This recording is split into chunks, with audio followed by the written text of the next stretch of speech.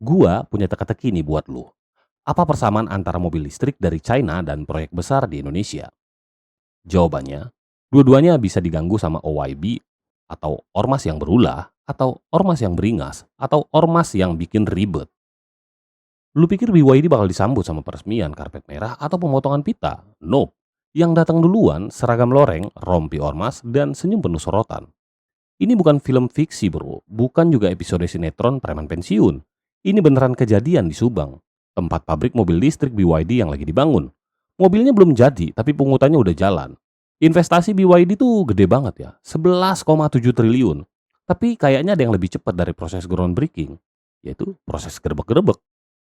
Dulu kita bilang Indonesia masa depan Asia, tapi kenyataannya masa depan Asia aja kudu bayar pajak nggak resmi dulu sebelum masuk Indonesia. So how's business? We're catching Europe now. How come? You just started 2 years ago. I know. It is what it is. Because of the efficient green technology.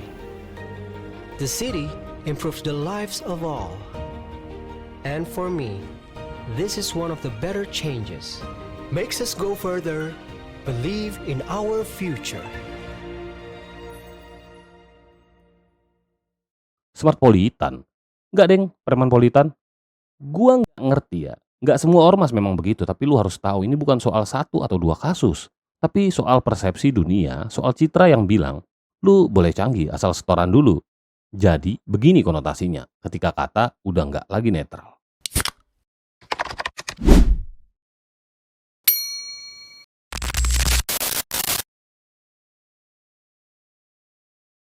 Lu pernah nggak sih capek-capek udah ngangkat pasir, udah ngaduk semen, tapi yang lagi bayaran malah yang nongkrong doang sambil bawa stempel? Atau pas lu mau buka usaha kecil-kecilan, ada yang datang bawa map bilang, ini surat dukungan dari komunitas lingkungan pengawas perdamaian Pancasila. Tapi minta uang operasional buat siapa ya? Yang megang proyek ini wilayah saya. Kenapa kamu nggak koordinasi? Maaf, saya nggak tahu. Masalahnya ini kan bukan kejadian di pinggir jalan doang ya. Ini kejadian di level investasi multinasional. Pabrik mobil listrik BYD aja diginiin. Gimana nasib pedagang gorengan yang pengen buka di depan rumah nih? Lu pikir ini soal mobil listrik? Ini soal pola bro. Pola pikir yang ngerasa semua hal yang dibangun itu wajib dikasih jatah dulu ke pihak yang paling rajin mengamankan. Dan ironisnya banyak dari kita yang pernah ngalamin itu. Dari yang disuruh bayar keamanan warung kopi sampai yang buka acara nikahan harus izin dulu ke ormas sebelah. Biar nggak ada gangguan katanya. Hati-hati, kalau nanti proyek ini ada masalah, jangan salahin saya. Gue pernah dengar cerita orang yang kerja di proyek daerah ya. Belum sempat pasang keramik udah ditanya, udah setor ke tim lingkungan belum? Padahal lingkungannya masih semak-semak. Kita selama ini mikir ya masalah kita tuh pengangguran. Padahal bisa jadi masalah utamanya adalah mentalitas yang nyedot duluan sebelum usaha itu tumbuh. Lu bayangin aja, kalau anak muda harus saingan sama jalur setoran buat bisa kerja di pabrik yang bahkan belum dibangun, kita bukan kekurangan lapangan kerja, kita bakal kekurangan ruang aman untuk membangun mimpi. Emangnya lu pikir negara-negara maju cuma bersaing soal teknologi? Enggak bro, mereka juga bersaing dalam hal kenyamanan investasi. Dan Indonesia, kita punya satu fitur unik, bonus tech. Hadapi preman lokal dulu sebelum mulai bisnis. Wakil Ketua MPR Pak Edi Suparno langsung ngomong ini di Shenzhen ya, di depan orang-orang China. Bukannya promosi keunggulan SDM atau insentif pajak, tapi cerita soal pabrik mobil yang dibikin susah sama ormas. Lu tahu nggak apa yang lebih bikin malu dari demo proyek? Demo gangguan investasi di forum internasional.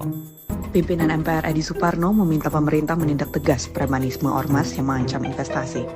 Hal ini disampaikan Edi saat mengunjungi pabrik BYD di Shenzhen, China. Sempat ada permasalahan terkait premanisme ormas yang mengganggu pembangunan dari sarana produksi BYD. Ya saya kira itu harus tegas. Pemerintah perlu tegas untuk kemudian menangani permasalahan ini. Jangan sampai kemudian investor datang ke Indonesia dan merasa kemudian tidak mendapatkan jaminan keamanan. Dan itu jaminan keamanan adalah hal yang paling mendasar bagi investasi untuk masuk ke Indonesia. BKPM juga nggak tinggal diam. Mereka bilang mau dalemin kasus ini ya. Dan bilang gangguan kayak gini tuh bikin biaya investasi jadi mahal. Dan tahu nggak mahalnya di mana? Di setoran yang nggak masuk sistem, di intimidasi yang bikin proyek jadi mandek, dan dirasa was-was investor yang akhirnya jadi pindah negara. Efeknya apa? Gak cuma ke pengusaha bro, ini langsung nyambung ke nasib rakyat. Karena kalau pabrik BYD gagal dibangun, ya ribuan lapangan kerja bakalan hilang. Anak muda yang udah siap kerja dan melatih skill mereka tiba-tiba jadi korban egoisme segelintir orang.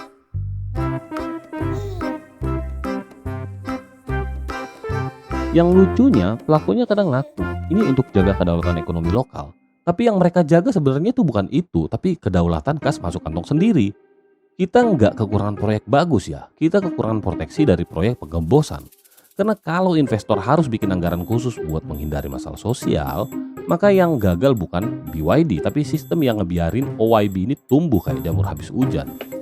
Kalau pabrik gagal dibangun, duitnya bukan cuma sekedar hilang, tapi kepercayaan juga ikut kabur.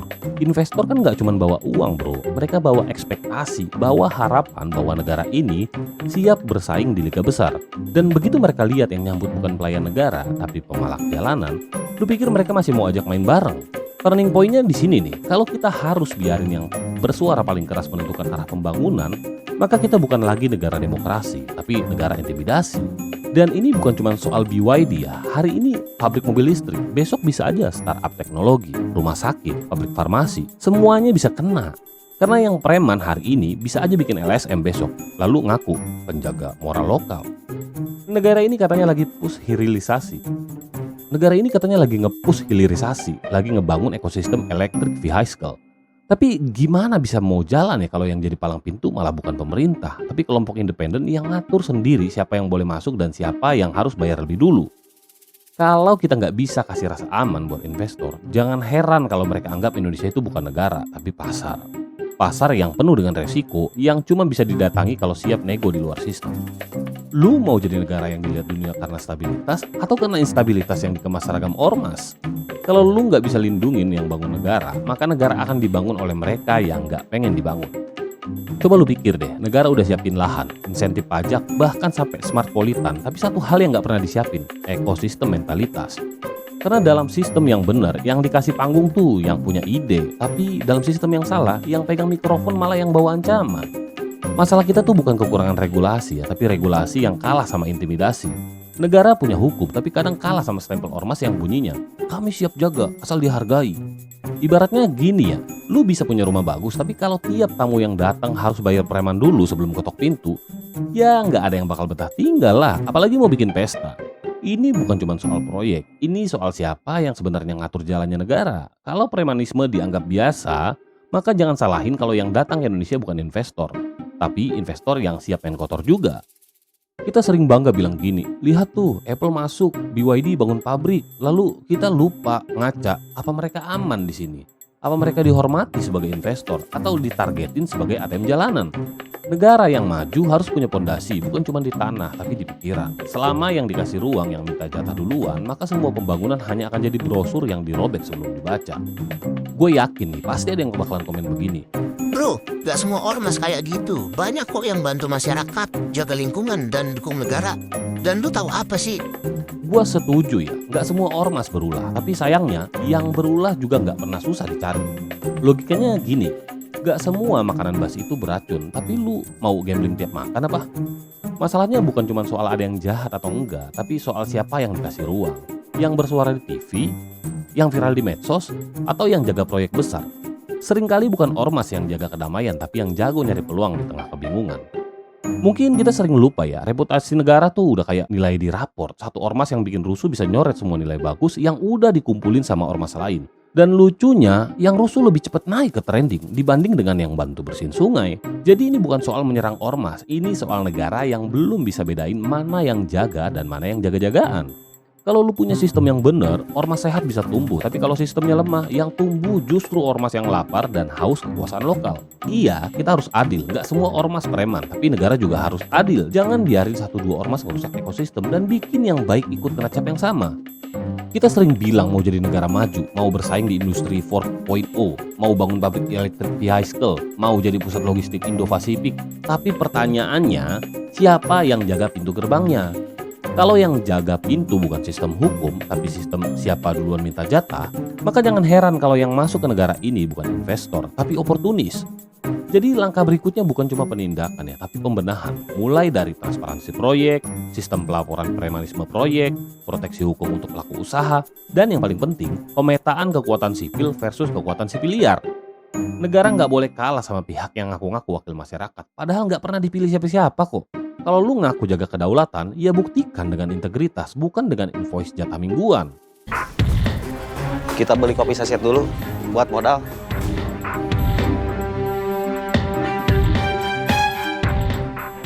Kita bukan cuma butuh smart politan, kita butuh smart governance. Pemerintah yang nggak cuma bisa potong pita saat peresmian, tapi juga potong jalur ormas liar yang rusak iklim usaha. Dan kita sebagai rakyat, jangan normalisasi premanisme. Jangan bilang, ya udahlah, udah biasa. Karena dari udah biasa itulah negara bisa terbiasa kalah. Lu mau tinggal di negara yang bisa jadi rumah buat ide-ide besar atau enggak? Atau lu mau jadi negara yang selalu nyediain bangku paling depan buat oknum beringas?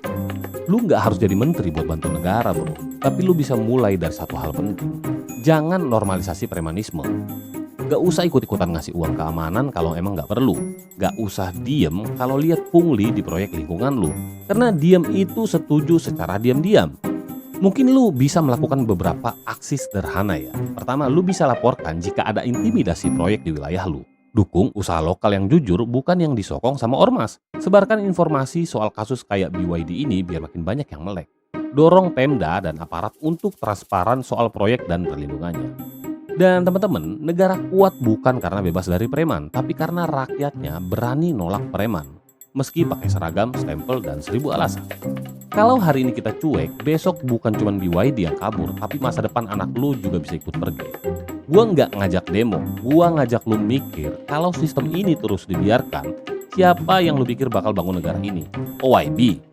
Negara ini bukan cuma soal gedung-gedung tinggi atau investor asing ya. Negara itu janji bahwa siapapun yang mau kerja keras bisa tumbuh. Tapi kalau yang tumbuh justru mereka yang ngancem sebelum bangun, maka janji itu tinggal kata-kata kosong.